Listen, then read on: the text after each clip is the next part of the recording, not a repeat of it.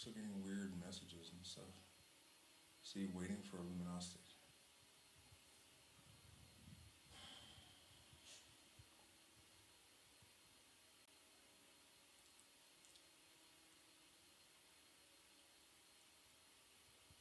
Okay, looks like we're live. Are we live? I guess we're live.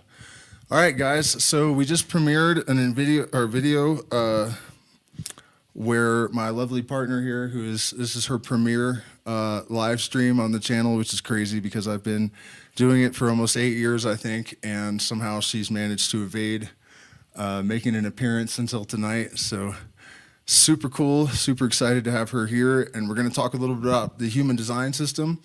And it's basically an AMA, so we can answer questions for you guys, and we'll get into a little bit of the technical stuff about the system, which is super interesting. I've always kind of been skeptical of different systems of astrology, mostly because they're all different. There's no consensus, and so it's like who knows which system to follow, you know? And for whatever reason, that sort of inconsistency, I guess, or lack of concision in these systems has been, I think, mediated by the integration of Kabbalistic thought and quantum physics and the chakra system.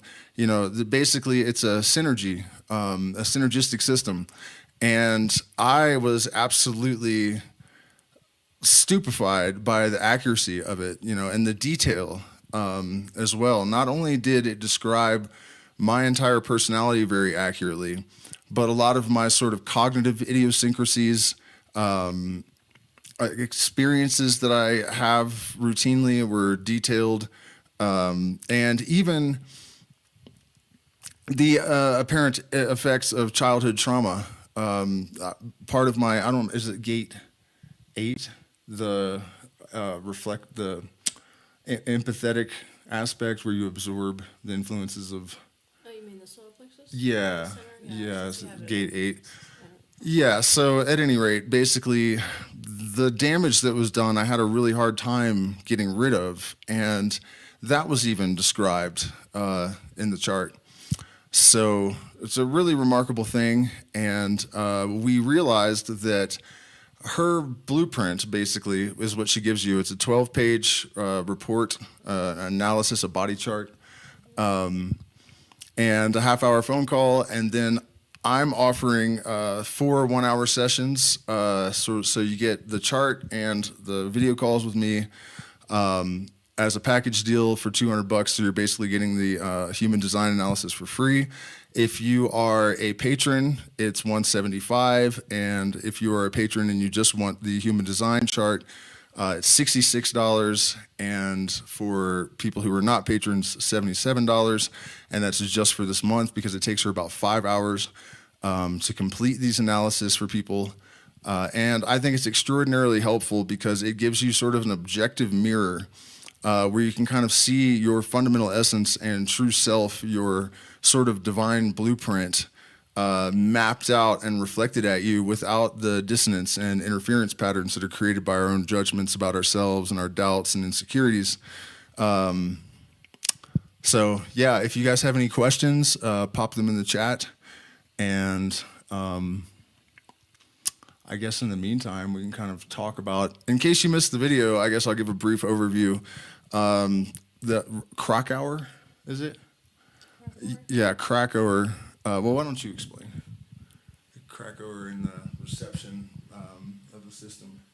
Oh yeah, the guy who's now named, or well, he died now, but he goes by Ruhu.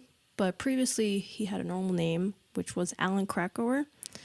And he had like a normal job too. He had like successful advertising business, or it was like a television business actually, yeah. And then for some reason, he decided to move to Ibiza, and during this time, like he was just partying and it was like pretty like normal. And then he was heading home, and then all of a sudden, like he started hearing this voice, which that's what he describes, like the voice.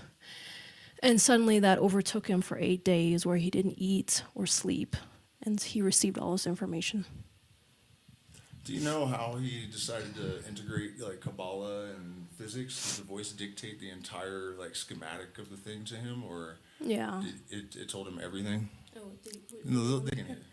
yeah. It was just all like he received that all because he didn't even Have any interest in that? like in any like spiritual things or anything. Like he whenever he talks like about New Age stuff, like he's pretty like, like down on it. Skeptical and, Yeah.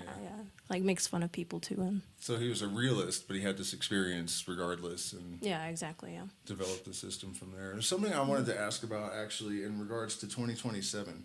There are a lot of people talking about that being a sort of milepost in the awakening process or the transformation of humankind. And it does add up to 11, which I think is interesting. And we're only a couple of years out. So he had some thoughts about that as well. And do you know if that came from the voice or was, what is that all about?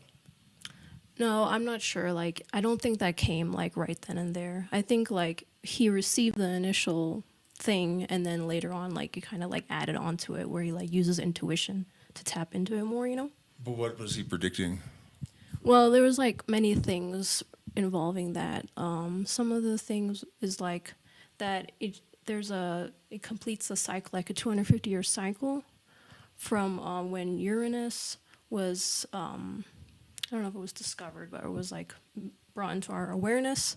And also when the projector, which is a type in the human design system, was like created, I guess, or come into this world. So that's why like 2027 is like so is like a big deal for especially projectors, because this is when their gifts will really be like requested, because it's very important for projectors to wait for the invitation. Otherwise, it's not well received typically, because projectors can be quite like forward and direct. So in 2027, there will be apparently a lot more people that, especially generators, that will, seek out projectors' guidance. Okay, so can you explain a little bit about the fundamental nature of projectors and generators and how they work together? Yeah, so generators make up the majority of the people, and well, actually, like generators are like they're sorry. Generators are like, some people like consider them like sheep or whatever, but it's kind of like what happened in these last hundreds of years, just because they have such valuable energy, this life force energy that comes from the sacral center. So that's been abused and misused by, for example, like manifestors who initiate and tell like generators what to do. And instead of like generators being embodied and in alignment with themselves, they override, like as most of the world, a lot of us are saying yes when we actually mean no. And it's especially true for generators, because they have such a like sustaining life force energy to do work. So that's why they're very like valuable for, the overlords or whatever. And so this is like also what's going to shift in 2027, is where generators will, like stand up and become more self-realized. And through this is also like where the projector will come into play, and there will be like an interplay. And through this experience, the projector will also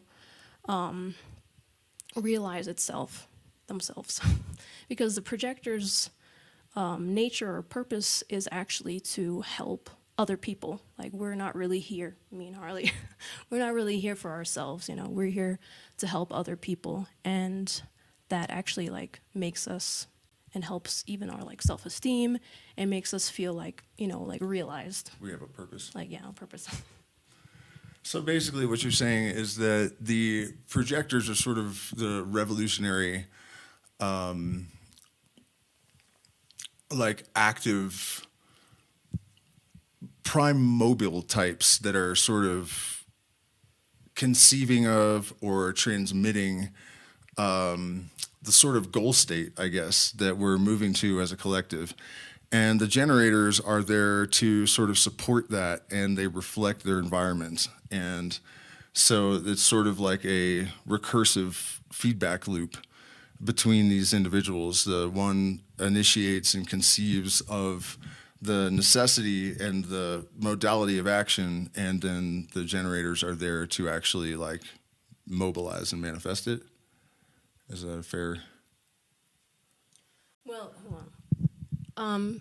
So, yeah, I mean, yeah, you got it mostly right. It's like, I mean, that's the thing, like, human design is a system that's like, it's very much about observing how it happens in the world. So, like, there's like, rules or like observations that, you can read about, but like, it's very interesting when you can actually observe it in your own life, and that takes a lot of time, actually. But from what I've gathered is that, yeah, because it's kind of complicated because everyone has a strategy. So you kind of think of it like, so there's the 4 types, and these are like puzzle pieces or like energetic puzzle pieces in the world. It's like how, like, the ideal configuration. Like, for example, like even if like there was a community of people, typically the best way that it would work is if like 70% was generators and then like 1% reflectors, 20% projectors. Did I say that wrong? And then manifestors would be 9%. So, and then that kind of like naturally happens in a system because that's, it's like how it's, you can observe it, you know what I mean? So, what was it? What was the question again? Well, I was just described. Okay, yeah. So, like, manifestors are actually like the initiators. So they have an idea based off of like, well, also this has to be in alignment, but whatever motor center they have connected, the motor center is like kind of like their compass, in regards to the manifestor. So this drives them to act or initiate, right? And so they initiate other people, and like, for example, a generator. But generator still has to say yes or no according to their own inner compass. So that's like what the whole human design system is about, is like hearing your inner compass or your inner guide to make the most aligned decisions for yourself. So the generator is supposed to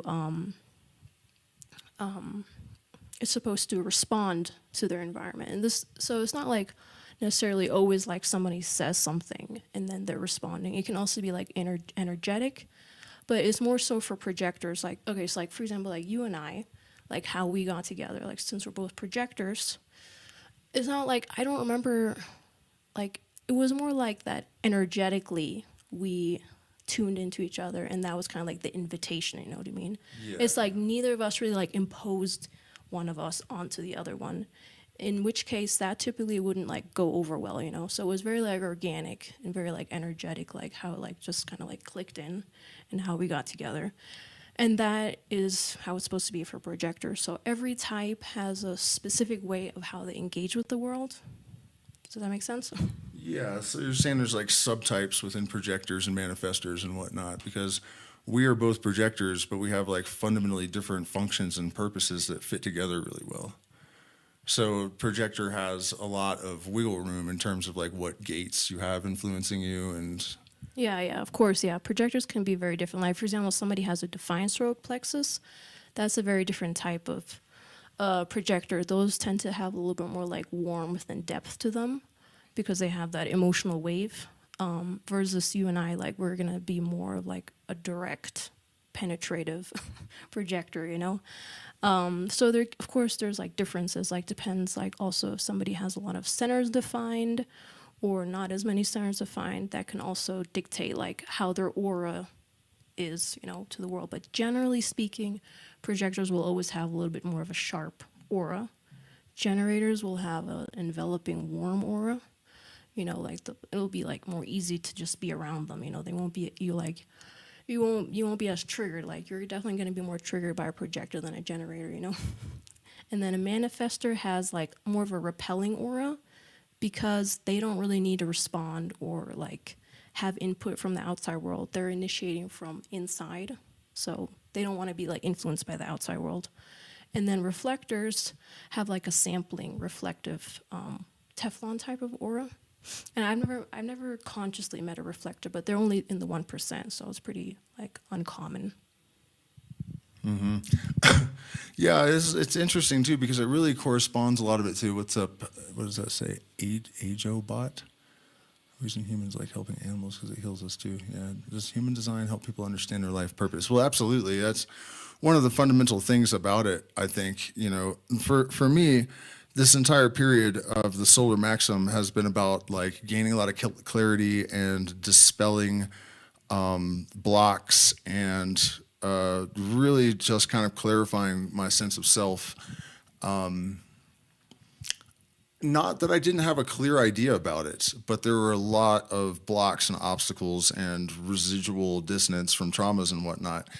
And seeing that chart actually helped me in that process, just because it was so concise and it was such an accurate reflection that it just kind of forced like an objective imprint, it forced me to confront like an objective imprint of what I am so that I could see it much more clearly. And the way that these things work generally, if you guys watched my last stream, I've been talking a lot about like the fractal algorithms and how there's really just one fundamental algorithm that underlies everything. And it's sort of it's bunched up, say, where a person is. It's a pretty awkward way of describing it, but what you have is just the intersection of this same algorithm in a very unique, a bunch of very unique juxtapositions with itself, right? And the entire universe is made of that.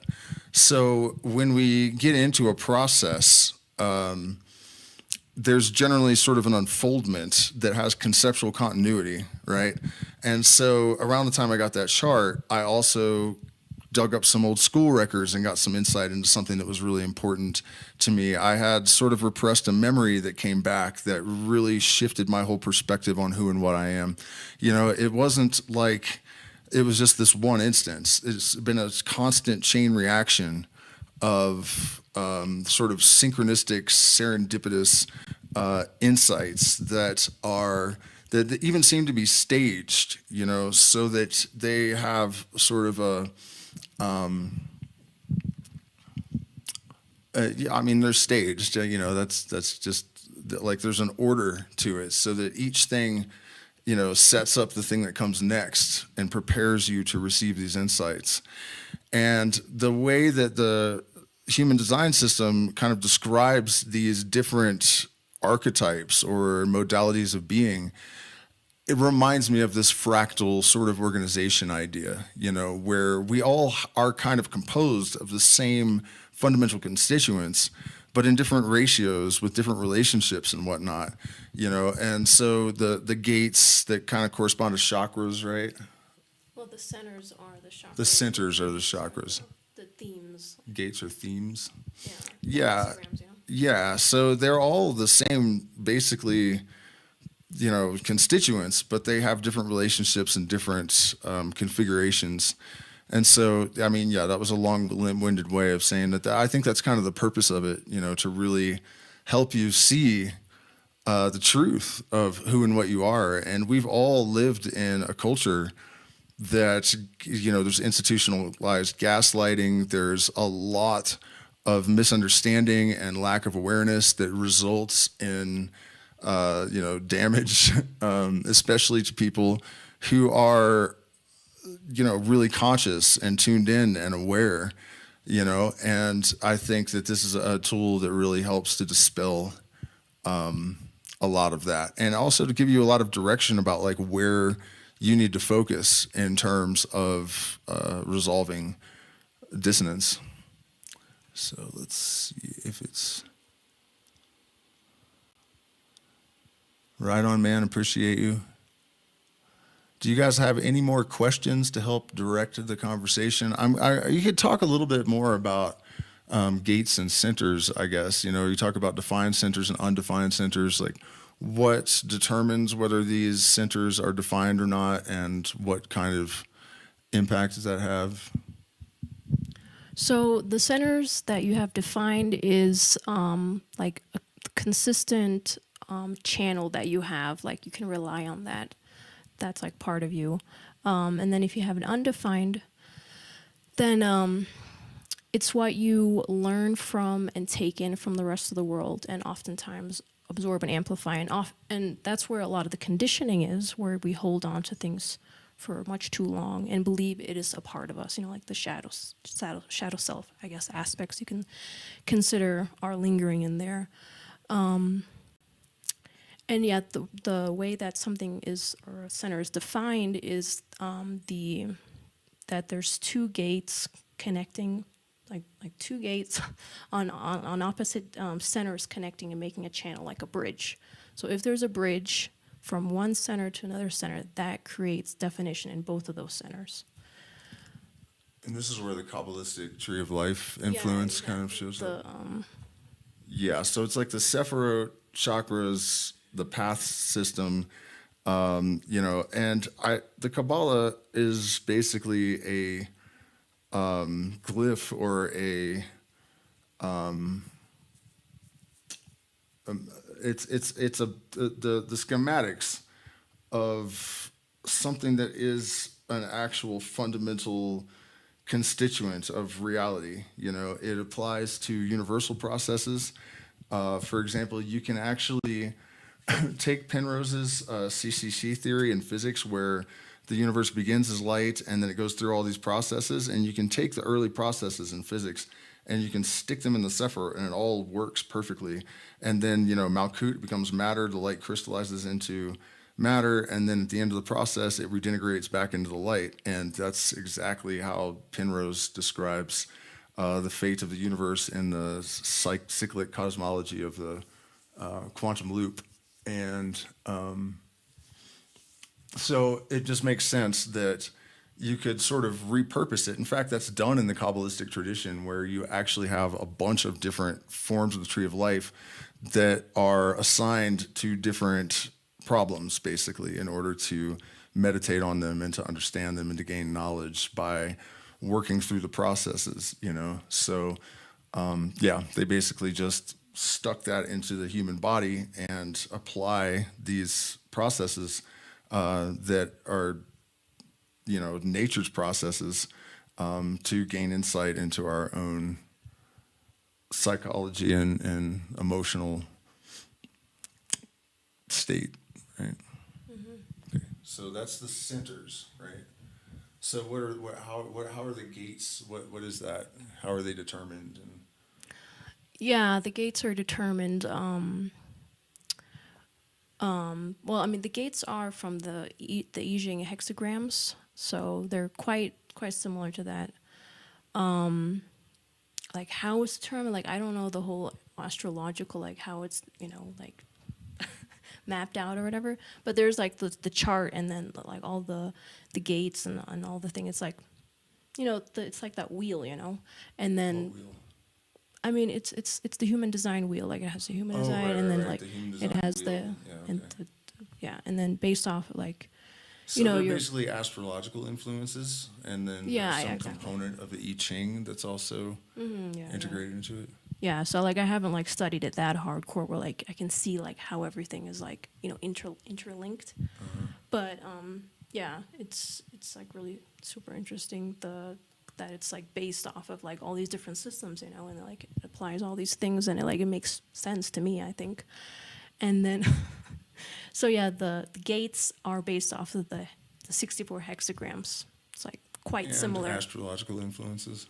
Well, the gates, the gates, like the astrological is like that just determines like with the positioning of like, and then like what is determining the gates, but it doesn't actually like determine what the gates are. Does that make sense?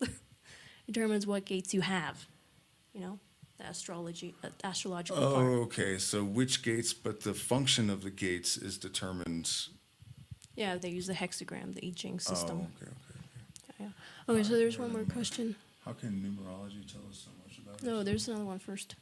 I thought I already answered. No, about the PTSD? Okay, I will answer this one. Yeah, you can answer that one. So, like, human design is more about, like, you can see your nature versus nurture, because, like,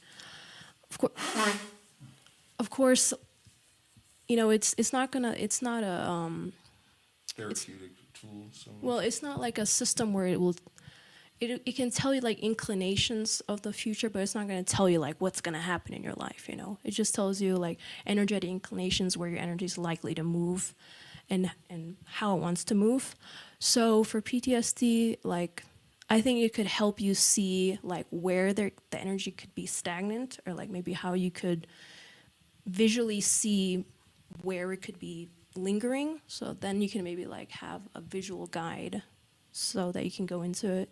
But like I haven't tested it myself in this way, but it could work, you know, to some degree, but it's not like specifically for this purpose. As an analytical tool, maybe.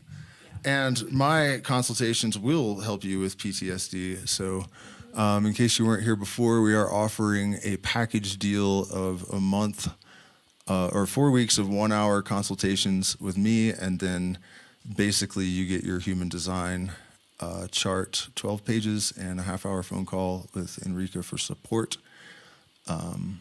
for the price of just my consultations. So what information do you need to make your calculations? Birthday, time, anything? Oh, wait. How can numerology tell us so much about ourselves? That's kind of an interesting question. But the universe is basically made of number. Back to my sort of fractal, recursive algorithm concept. You know, the Fibonacci sequence definitely underlies pretty much all phenomena. It appears in our brain waves, the oscillations of our brain waves, weather systems, crypto charts can be analyzed and predictions made with Fibonacci, seashells, you know what I mean? It's ubiquitous, and it's basically numbers.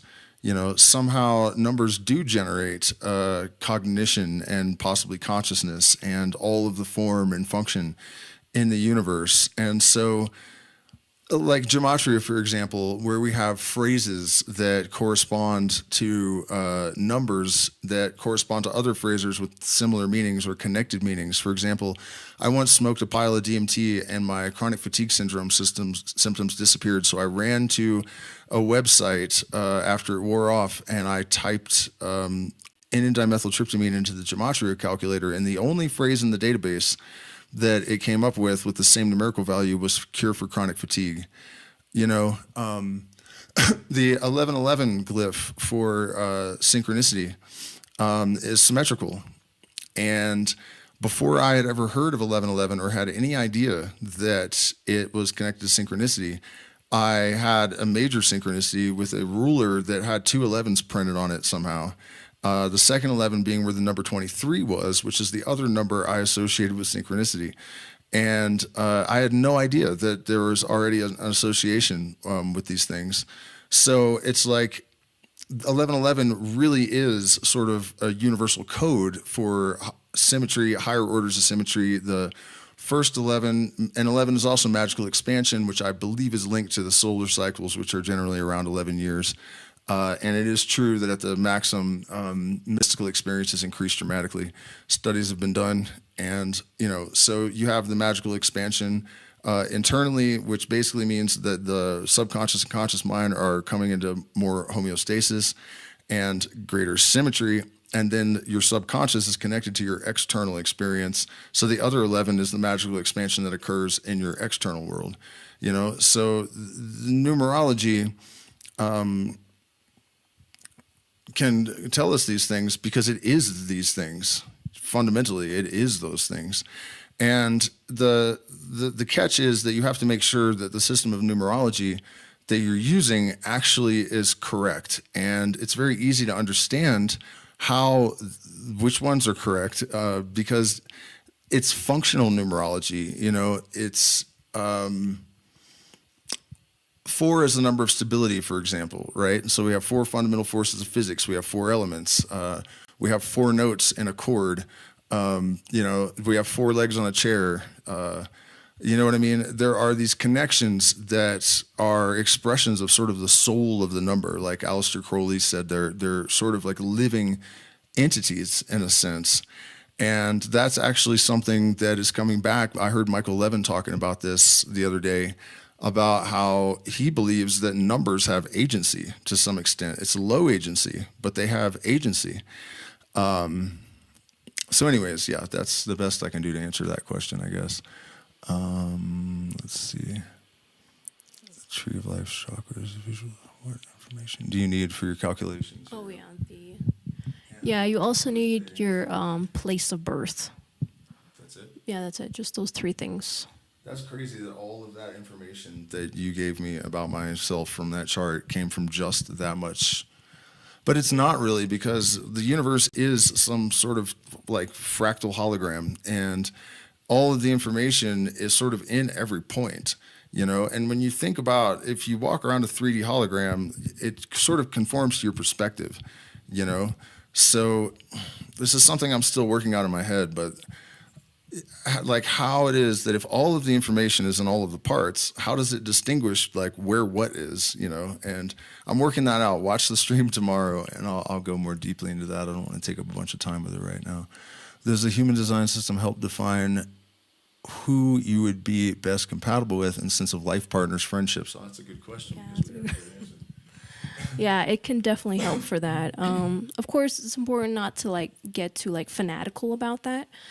But it can definitely be very helpful. Like, first of all, you can see like what somebody's type is and understand them more.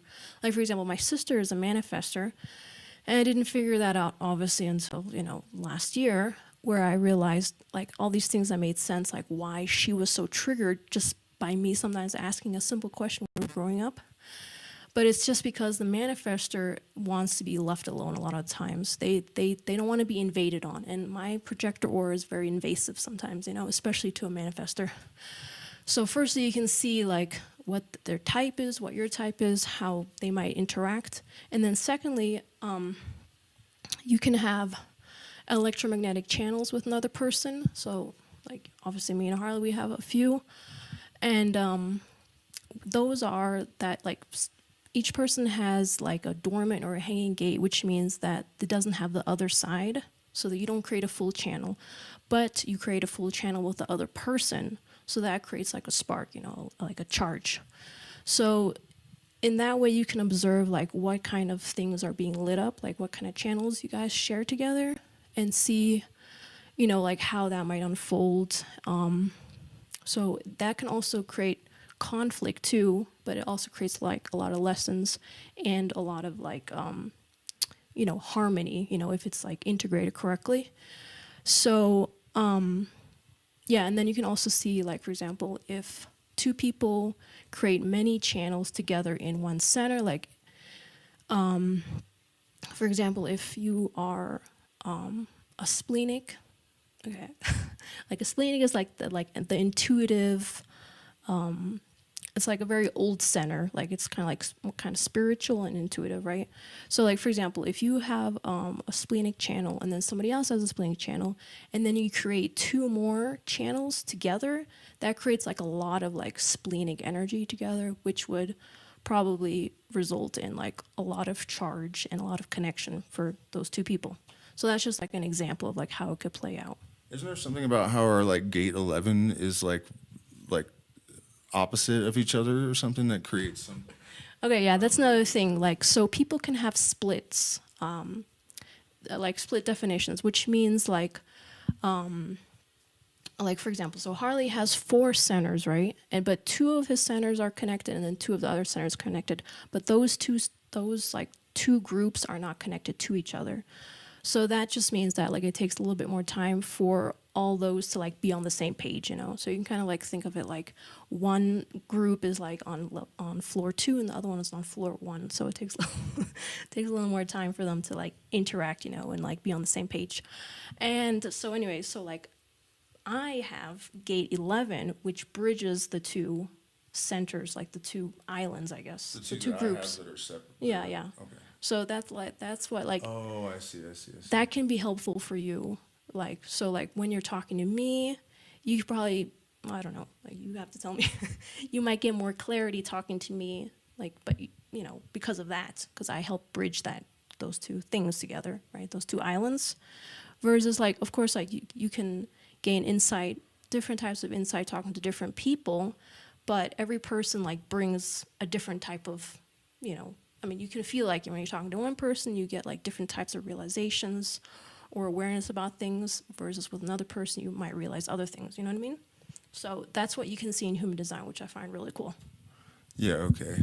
Yeah, there was something else. I mean, I didn't memorize all the gate numbers and whatnot, but there was something else about how, like, what she's talking about, where I kind of need to articulate things in order to work through my ideas. Yeah, because you're a self-projected projector. Self-projected projector. Those are like very specific. Like this is like every person has like a their inner compass, right? And Harley, his is like through his G center, which is the identity center, and the way that he comes to align decisions, it's like it's quite rare because other types like generators, they have to like talk to their sacral center, and then the sacral center will say like yes or no. But Harley's design is different in the sense of like when he gets the most clarity, he actually has to speak out loud in order to like organize his thoughts. Does that make sense? Yeah, so, but when people have partners, oftentimes they're like trying too hard to be supportive, at least from my point of view. I need objectivity and kind of detachment, and it used to kind of make me mad that it didn't really matter like how mind-blowing a thing was that I might have come up with, at least from my perspective, and she would just kind of like, have this sort of matter-of-fact response. And eventually I realized that as a sounding board, I guess, I needed that objectivity and lack of like, I don't know what to call it. She's not going to be a cheerleader just to be a cheerleader. And that's actually really important when you're working through the kind of metaphysical mysteries that I kind of deal with in the scientific illuminist vein. So, it could come off as dissonance. But I think seeing the chart actually helped me understand the function of it, and that it's actually the perfect circumstance and not this drag that I had kind of perceived it to be. How to find out I'm a manifestor? Well, you can have Enrica do a chart for you. Send her an email. Does the human design system help define? Okay, we had that. So does anyone have any more questions for Enrica?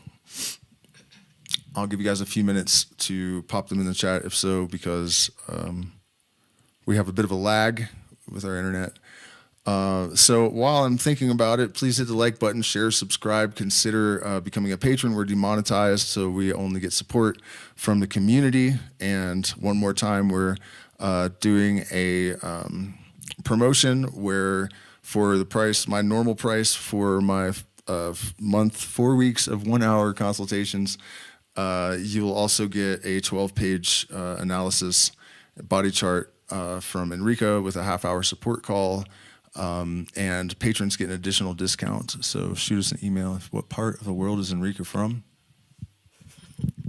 I'm German, but my mom is Italian, so half German, half Italian. But I also want to like address, because somebody asked about the manifestor thing, and I know like in these times, like everyone's obsessed with this idea of manifesting, like manifestations and stuff. And it's like, if you're not a manifestor, it doesn't mean that you don't manifest things. It just means that you manifest in a different way. It means that you don't impose your own like ideas onto like what you want to happen. Because like the thing is like a lot of times people don't even know what they want. They just like create something or think they want to do something based off of like insecurity or like a conditioned idea, like, or their parents said this, do that, blah, blah, blah, And this is all like out of alignment. And this creates a lot of misery for people. So for most of the world, the best way like that you manifest, if you want to, use this term, is to, like, for example, projector. You have to become an expert at a certain thing, really dive into a passion, really learn a system, and then you sort of like wait for life to present you the right opportunity or the right people that will invite you to share your gifts, right? And then a generator is like responding also to life, and like they're not imposing themselves either, because then a lot of times it won't be in alignment. Like they'll be met with a lot of resistance, a lot of struggle, because they're not manifestors. They're here to respond to life and respond to situations and the present, right? They're very much about being in the present and deciding in that moment, yes or no. So that's kind of the difference of why, like, people shouldn't be so obsessed with this idea of manifesting. Like, I got to go out there and do this or do that, you know. A lot of times it's more about preparation and being ready to show up, you know, when the time is right. What else was there? Someone asked about, that's great to hear, Johnny. Did you get the e-store back up and running? Yeah, well, we have our website now. We do have T-shirts on Etsy that I can't advertise on YouTube. Okay, so how essential is this design system going to be for the retreats? You know, we have been doing charts for guests, and it did occur to me when you asked that it would be really helpful probably to start with that. So I guess we will incorporate. It takes her 5 hours to do each chart, so we can't do it when you get there. But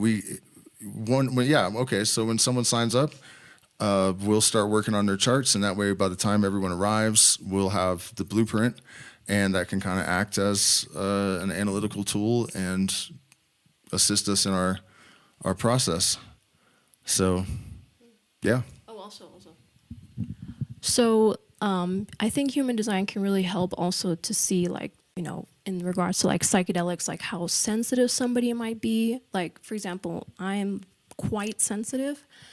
And now I know, like, at least part of the reason why is because I only have 2 defined centers in my chart. So, like, I have all this openness, like, all of these like, I don't know, like, how would you call it? Like, Receptivity to... Yeah, very receptive to all these energies. And especially, you know, when you take psychedelics, there's a lot of energy coming through.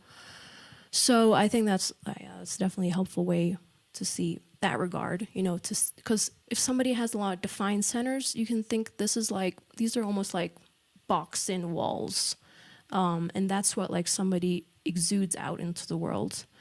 So like neither is better or worse than the other one. It's just like there's different strengths and weaknesses having a defined or undefined centers depending on what it is. And so like if somebody has a lot of defined centers, they might be more resistant or even rigid to plant medicine, for example. Letting go. Yeah, letting go. And then also they might be more like, I can actually feel it if somebody has, I mean, like, my guesses have been pretty good so far. If I can feel if somebody has a lot of definition in their chart or not, because of how hard their like energy, their exterior is, you know? Like, for example, my dad, he has all but 2 centers defined. And, you know, I think that's pretty, that makes like a lot of sense to me because he is kind of like a little bit more of a rigid German stoic man, you know? Yeah. All right. Did we have any more questions? Let's see. Electromagnetic tethers. Do you believe that's what brought you 2 together? Yeah, I mean, I'll talk about that a little bit. I made a video about the twin flame thing a while back, and I don't know what people think twin flames are. I borrowed the term because I had this vision a long time ago of like there was the one thing and it divided into 2 first, and then that process, this replication by reflection continued. And so everything that came after did that as well, right? So every soul is like has 2 fundamental components to it. And I was driving on the road one day in California years before I met her, and I had this, you know, voice tell me, the female voice, pull over right now and get out a notepad and a pen. So I got out the notepad and pen and I wrote everything and then I read it. And it was this like ridiculously dramatic song about a girl. And I saw this, you know, pretty blonde girl in my mind's eye. And it was like 10 years later that I actually met her. And I was coming out of an ayahuasca ceremony and I walked into a coffee shop and she was there, and this instantly Pachamama said, "She will have your babies." And I was like, yeah, right, whatever, you know. And our son is asleep in the room next door, and a lot of just crazy stuff along those lines happened. And then when you look at our chart, you can also see that that's, you know, that looks to be the case relative to the chart as well. So I mean, electromagnetic tethers, I'm not really sure exactly what that refers to, but yeah, it is something like that. I mean, everything has an electromagnetic basis, basically, you know, so sure, yeah, I mean, that's one way to think about it, I guess. Okay. Hey, average view duration, 11. Oh, it just changed, but it was 11 minutes and 11 seconds. All right, guys. Well, I guess unless anybody pops another question in before I get done saying goodnight, I think unless it's raining tomorrow, we're going to go on a big hike up into the ruins. We still are booking for retreats here in Sacred Valley until, what month is it? I guess until the middle of November. And then January, February, March, and probably throughout the summer in Manu in the jungle. So if you're interested in that, shoot me an email. You have to. We require a screening call to make sure that you're a good fit and to talk about mental health and physical health issues. So you can schedule that if you're interested in attending a retreat. And if you're interested in a chart analysis from Enrica or consultations from me, just shoot me an email. Thank you guys so much for spending this time with us. And I'll see you all tomorrow night. Try to catch the stream. It's going to be a doozy. Last night, I didn't really get too deeply. It was like all set up, and it was just so much that I didn't realize it was going to take so many hours to get through. So part 2 tomorrow night, and it's going to be insane, and it could even be world changing, really. I mean, I hate to hear that coming out of my mouth because it sounds kind of, pretentious or something, but it's just true, and it's not arguable, that fact. If you come and watch the stream, you'll see there's no arguing with the reality of what I'm presenting. So did you have anything you wanted to offer before? Look, 11:11 again. Oh, yeah. No. Okay. Oh, it was fun. It's fun? Mm-hmm. Okay. Well, yeah, and we'll try to have Enrica around more often because we like her. So what did you get to? Okay, I think I answered all the questions. All right, guys, thank you, and good night.